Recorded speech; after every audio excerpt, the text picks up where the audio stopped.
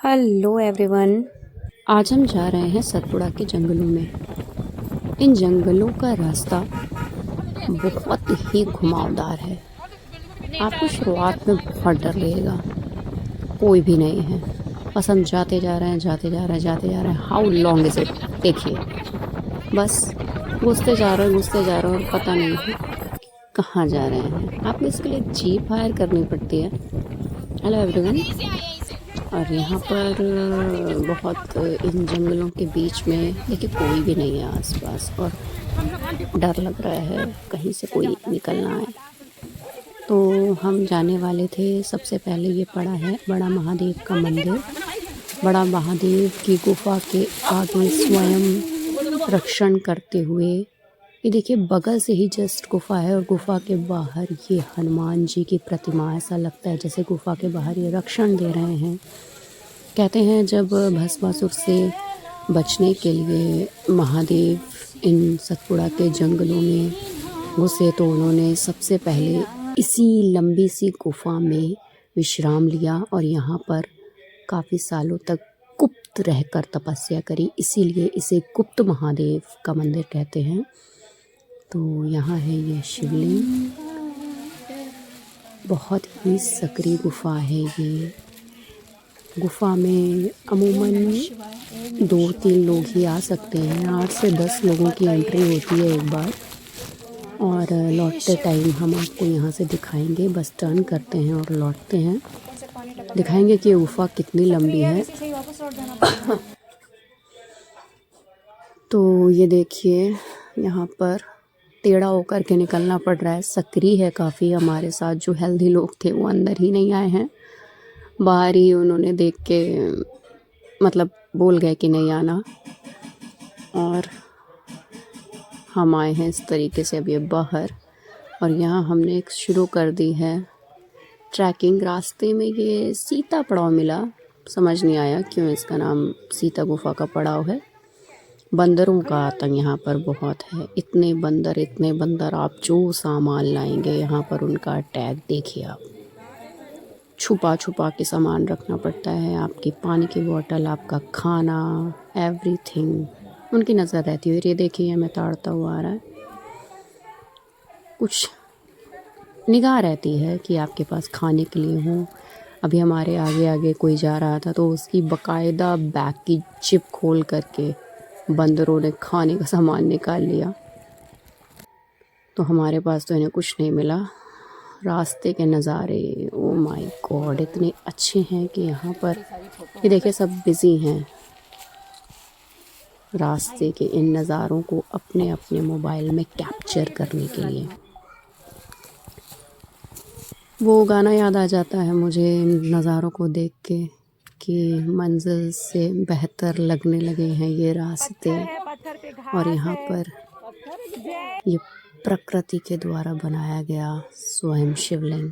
हर हर महादेव, बहुत सुंदर, अच्छा लगा, मतलब अचंभा हुआ है ऐसा शिवलिंग देख करके। और ये गर्मी में धुंध कोहरे से भरा हुआ रास्ता,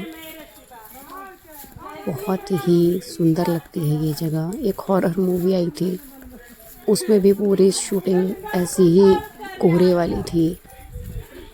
ऐसा ही फीलिंग आ रहा था जैसे उसी मूवी में हम लोग एंटर कर चुके हैं।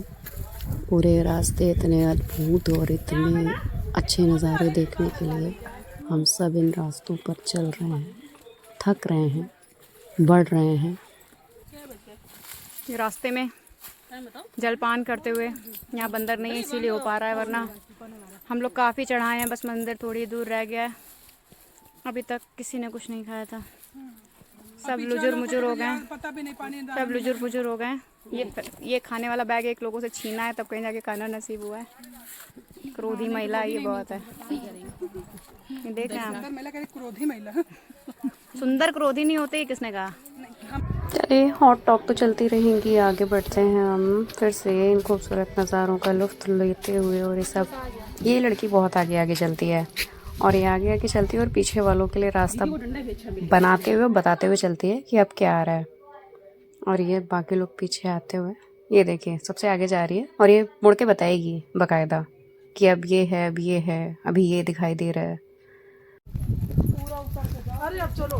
और ये देखिए तमाम बैरिकेडिंग्स को ऐसे पार करते हुए ये आगे जा रही है, धुंध के बीच में से हमारे लिए रास्ता बनाते हुए। हेलो, बैठो बैठो। पीछे देखो। अरे तो कुछ लोग थक चुके हैं, उनका बैठने का मन है और हमें पहला द्वार पे दिख चुका है। पता नहीं आगे कितने द्वार हैं कि यही मेन द्वार है। चलिए आगे बढ़ते हैं और देखते हैं कि इस द्वार के पीछे है क्या। फाइनली जंग तो जीत ली है, पीछे जो नहीं आना चाहते थे वो भी आ रहे हैं। जिसने बुलाया वो वहाँ तक पहुँचता ज़रूर है। हम सबको बुलाया था। तो ये 3600 सीढ़ियाँ हैं कहते हैं आने जाने की मिलाकर। पहला बंदा होगा जो इन तमाम सीढ़ियों को पार करते हुए हम उस द्वार के पीछे आ चुके हैं और यहाँ पर बहुत बड़ा सा मैदान है जहाँ पर बहुत सारे त्रिशूल हैं।